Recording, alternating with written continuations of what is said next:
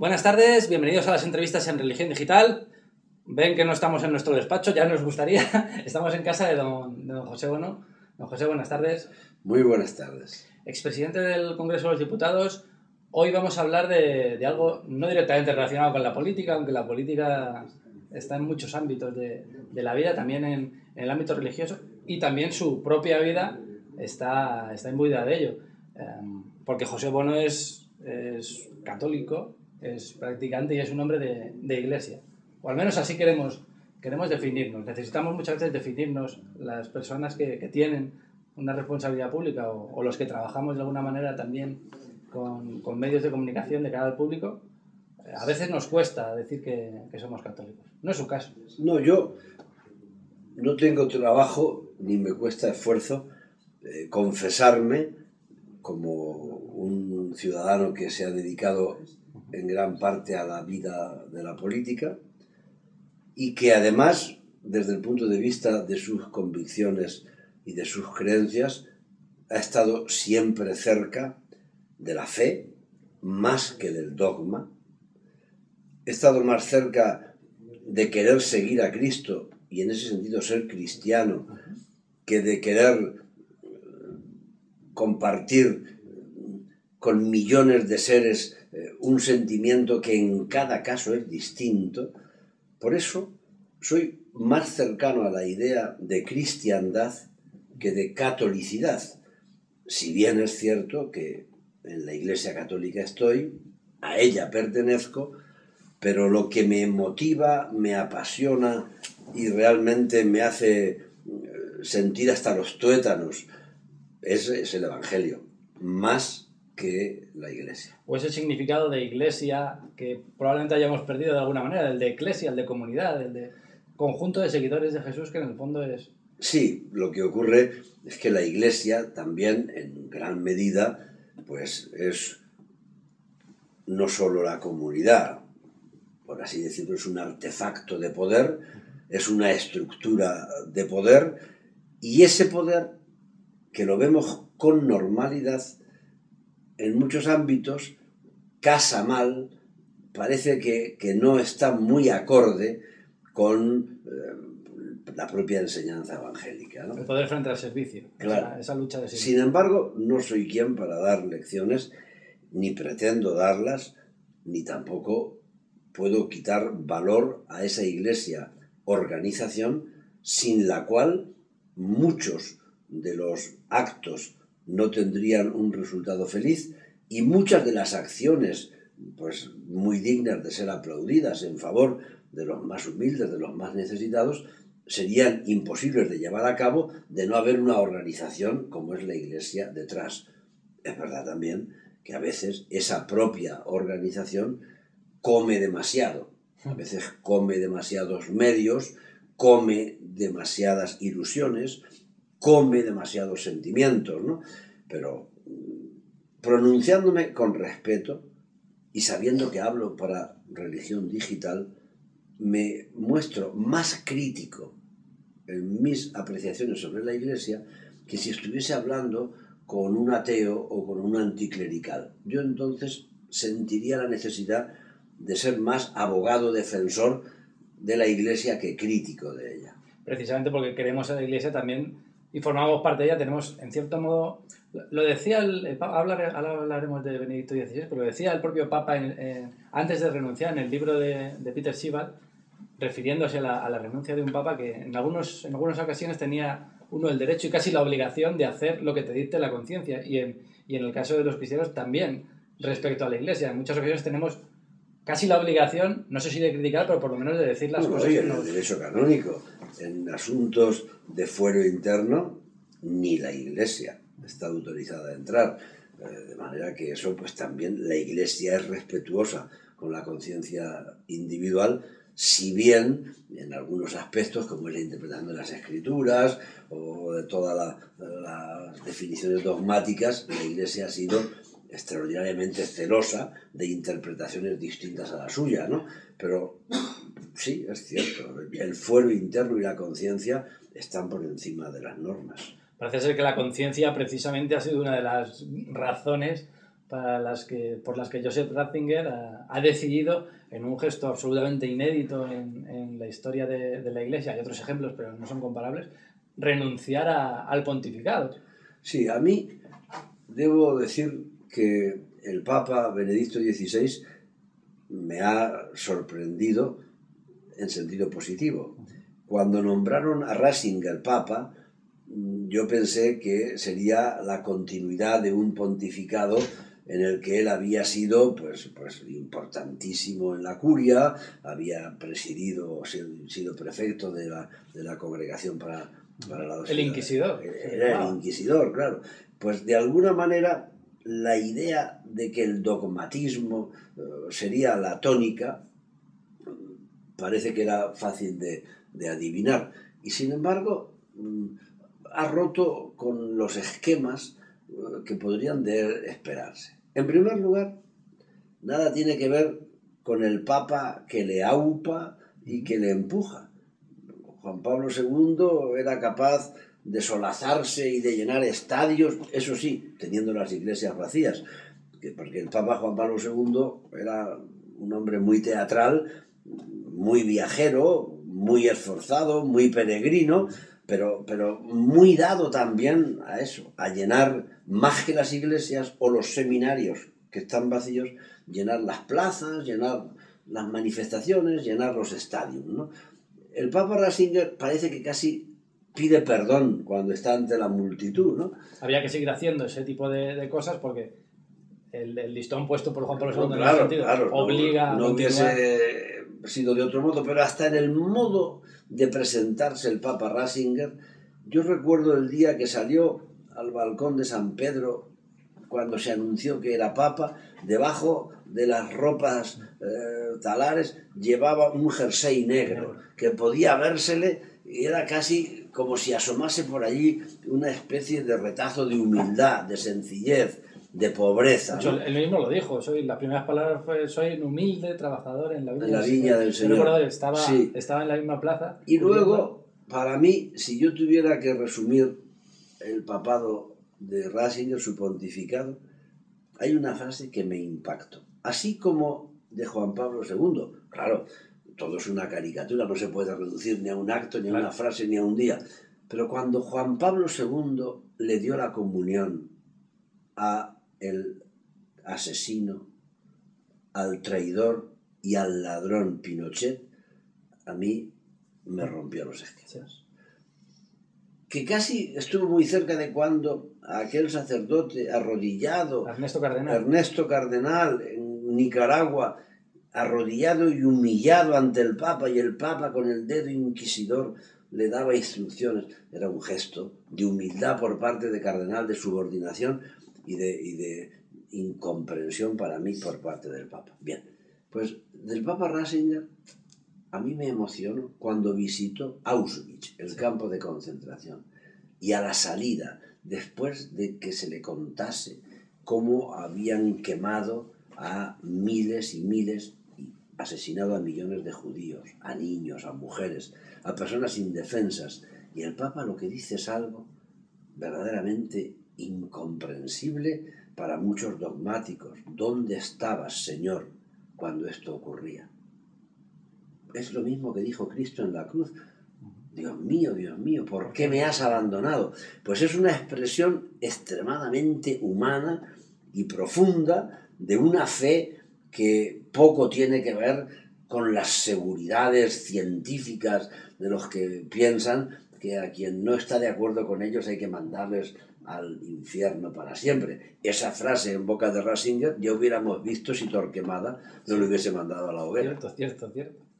Y sucede además que el último gesto de este Papa, que ha sido el de su renuncia, también es un gesto, en cierto modo, de humildad y de ponerse en las manos y poner también a la propia Iglesia en manos de... Sí, es un gesto de humildad y de muchas cosas. Claro, no se puede interpretar su voluntad porque yo no la conozco, pero en lo que he visto me ha agradado de manera extraordinaria que un romano pontífice, un monarca absoluto, con todo el poder, haya dicho: lo dejo. Y lo dejo además de la noche a la mañana.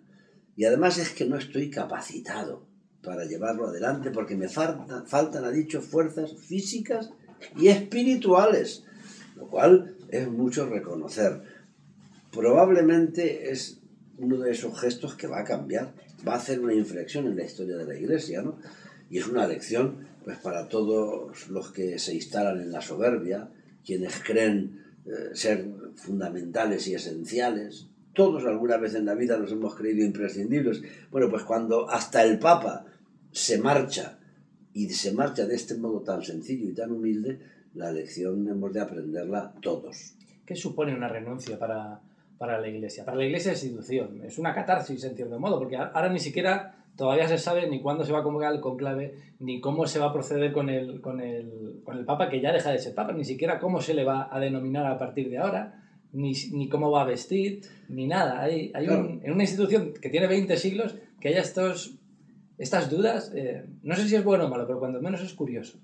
Pues yo creo que como la curiosidad humana es grande y el papado es una referencia universal, pues todo lo que se relaciona con la vida del Papa, cómo se viste, cómo come, dónde duerme, quién le acompaña, cómo pensión, se le llama, sí, tendrá o no tendrá, pues todo ese tipo de cosas es indudable que nos interesan y tienen una trascendencia en la vida cotidiana, pero que es una trascendencia, por así decirlo, propia de aspectos más relacionados con el chisme que con su función más importante, ¿no? Que es la de representar a toda la comunidad cristiana. En ese sentido, a mí me interesan todas estas minucias, pero lo que más me agradaría es que el sustituto, el sucesor del Papa Benedicto XVI, pues fuese un hombre muy cercano a la realidad. Ojalá y que, apoyándose en el paso que ha dado el actual Papa, se atreva a dar otros más. De los que, pues, por ejemplo, sería magnífico que las mujeres no estén discriminadas en el ámbito de la Iglesia. Es decir, a mí me parece obsceno que la Iglesia siga defendiendo que las mujeres no pueden ser sacerdotes por razón de sexo. Pero claro, es que es verdad que 20 siglos pesan mucho.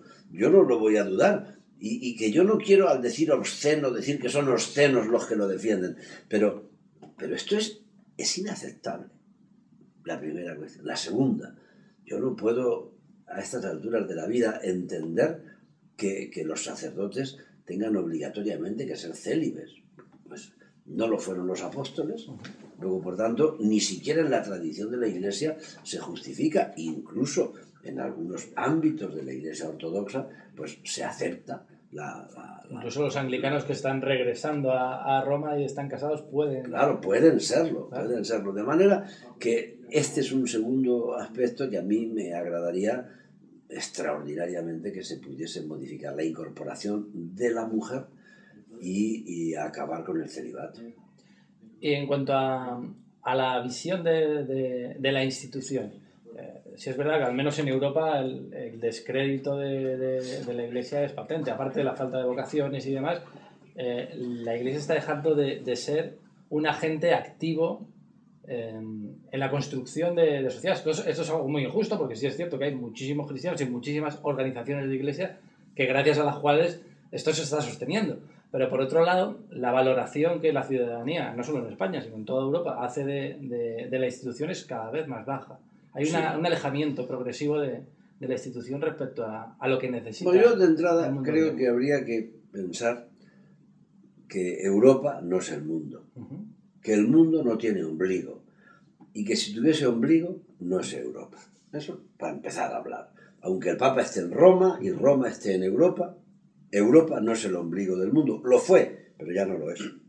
La Iglesia Católica ha duplicado el número de católicos, de bautizados, en el último siglo. Y hoy no es Europa el lugar donde más católicos hay. Luego, por tanto, seamos humildes y reconozcamos que la influencia de la Iglesia en Europa quizá haya descendido, sin duda ha descendido, y la influencia de Europa en el mundo también, primera cosa. La segunda es que a mí el poder y la influencia de la Iglesia en el ámbito, por ejemplo, de la organización de las sociedades políticas, no me interesa. A mí me agradaría mucho más que la Iglesia fuese más una referencia moral que una referencia de poder. Y me agradaría que el Estado del Vaticano no fuese un Estado, sino que tuviese una conformación más parecida a una organización no estatal, a una ONG si quieres, que a una estructura de poder con romano pontífice, pontífice máximo, con el primero de la Secretaría de Estado, el segundo, la curia. O sea, a mí me agradaría que a la Iglesia se le reconociera más por las obras de los que pertenecen a la Iglesia y hacen el bien, que por el poder que tienen de representación o de influencia política sus jerarcas. Eso es lo que me agradaría, y por eso no lloro que la Iglesia ya no tenga el poder que tuvo en otras épocas, ¿no?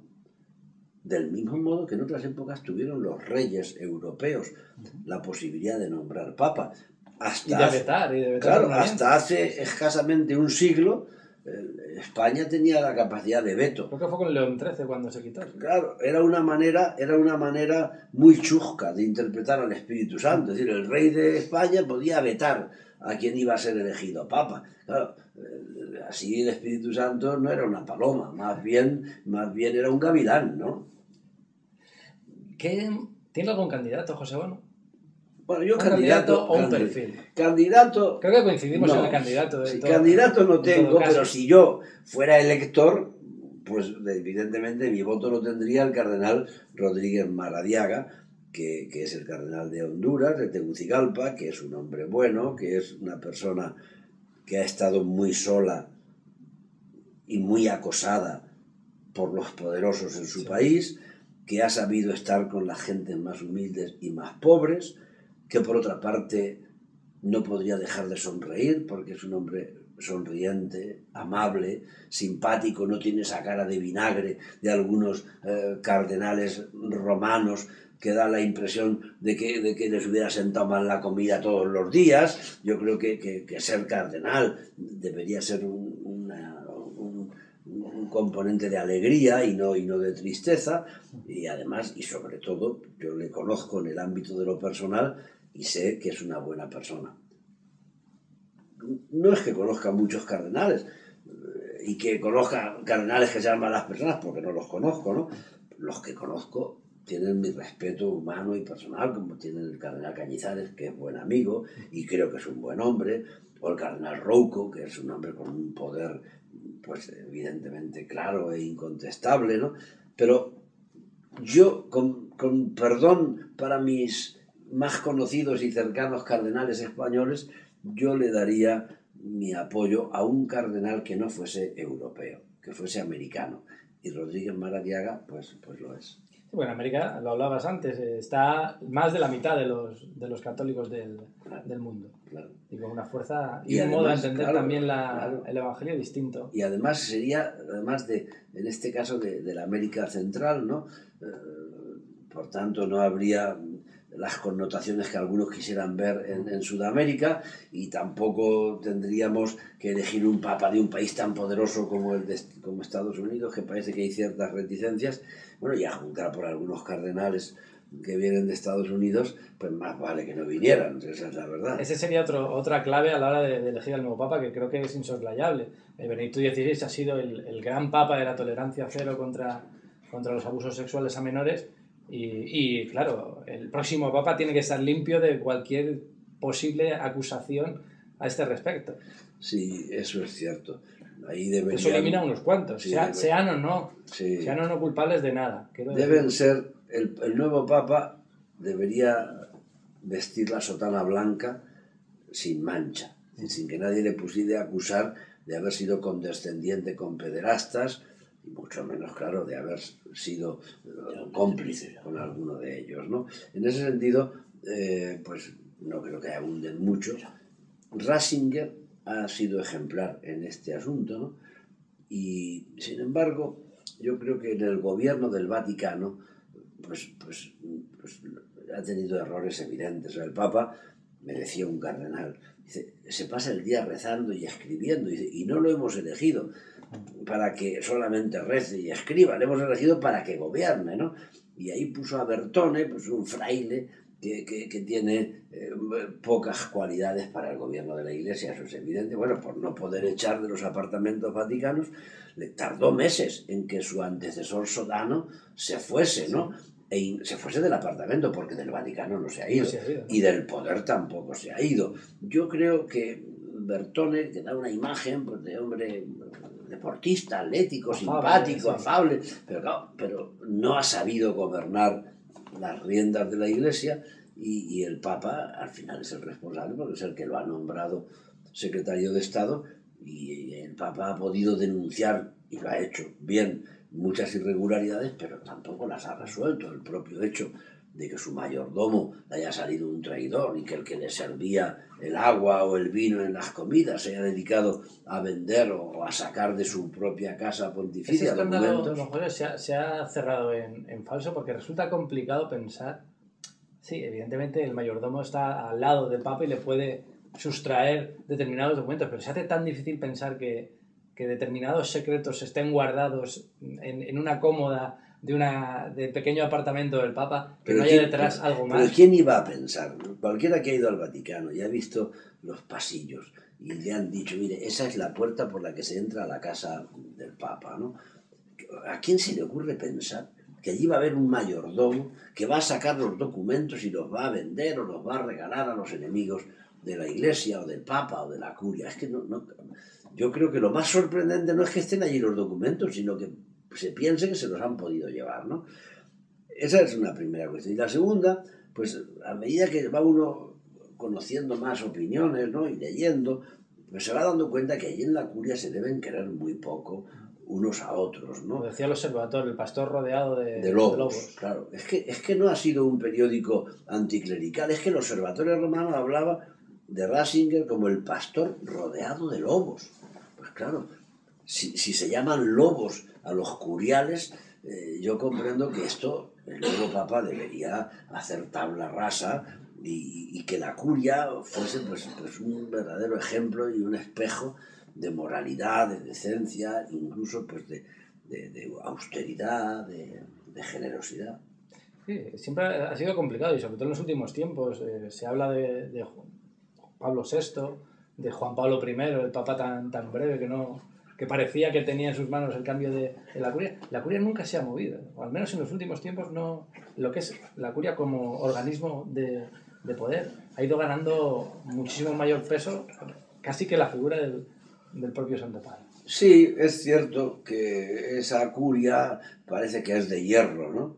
Y va ganando tanto en poder como perdiendo en testimonio. Ya sabes, el dicho de Roma veduta, fede perduta, ¿no? Y decía un sacerdote que me lo contaba, dice, yo no digo que vista Roma se pierda la fe, y Roma veduta, fede perduta no, ma de cambiata, claro, y es que vistas algunas actitudes, conductas y comportamientos de los curiales, pues llama la atención. A mí, por ejemplo, a mí me hubiera gustado que, ya que anuncia el Papa que se marcha, ¿a qué viene nombrar presidente del Banco Vaticano a un señor que preside una empresa que se dedica a construir barcos de guerra? Pues a lo mejor es falso, pero yo lo he leído en todos los periódicos. Él además lo ha reconocido, o sea, y lo he leído también en Religión Digital. Pero si ya te vas, hombre, pero ¿a qué hacerle caso a nadie? Pues que el próximo Papa nombre presidente del banco, si es que tiene que haber banco en el Vaticano. Pero ven, si es que tiene que haber banco para que funcionen las tarjetas de crédito, ojalá y fuera solamente para eso, pues que el nuevo Papa nombre a quien quiera, pero poner a un señor que tiene su principal actividad en la construcción de barcos de guerra, esto no concuerda bien con la paz. No fue Cristo que le dijo a Pedro, guarda la espada. Sí. Pues, hombre.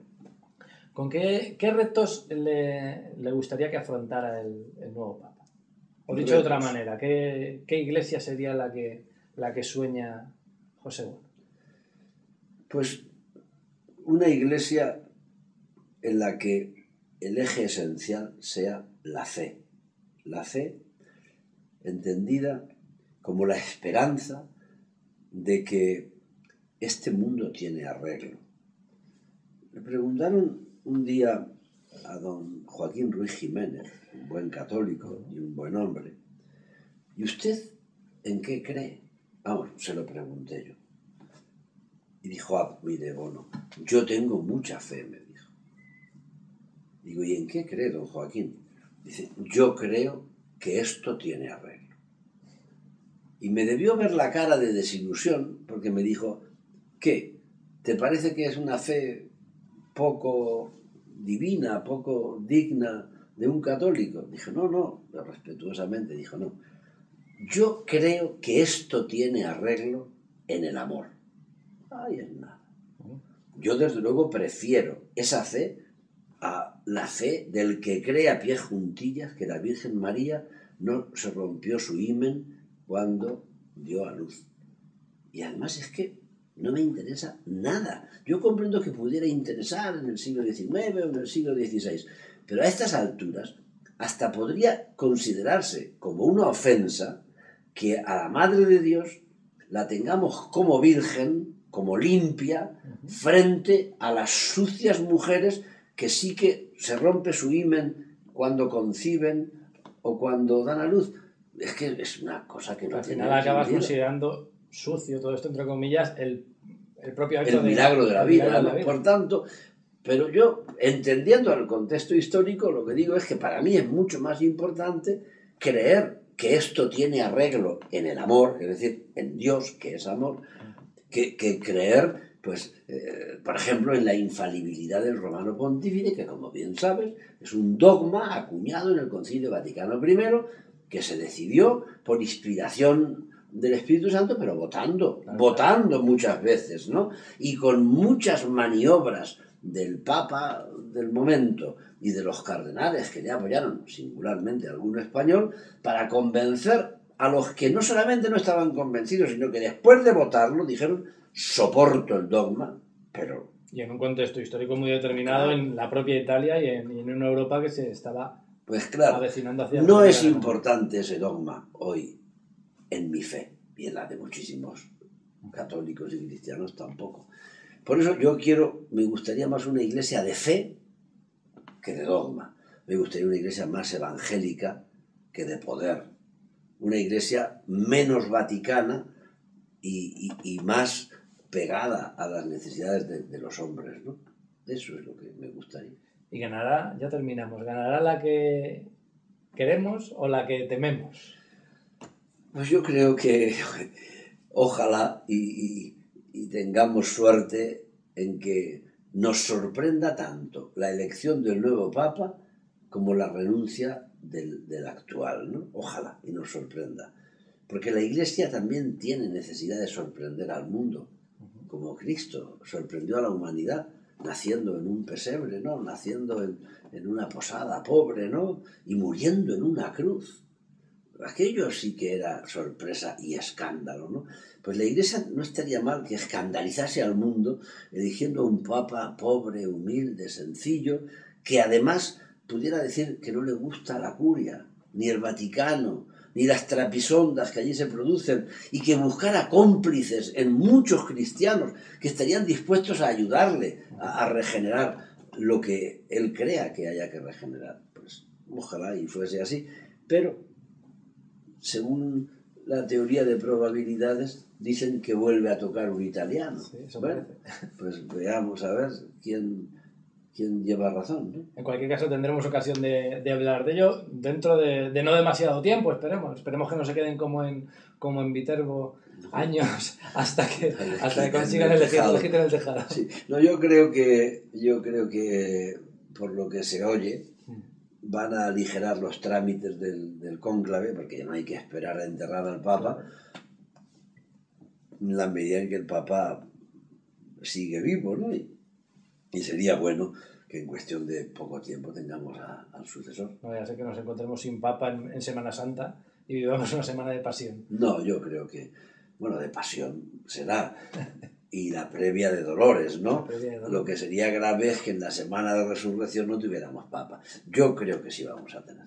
Pues muchísimas gracias, don José, por dejarnos entrar en su casa y poder hablar de esta manera. Bienvenido a Religión Digital, está en su casa también. Muy bien. Y bueno, muy buenas tardes. Muchas gracias. Y a ustedes pues les esperamos en nuevas ediciones de las entrevistas en Religión Digital. Muy buenas tardes.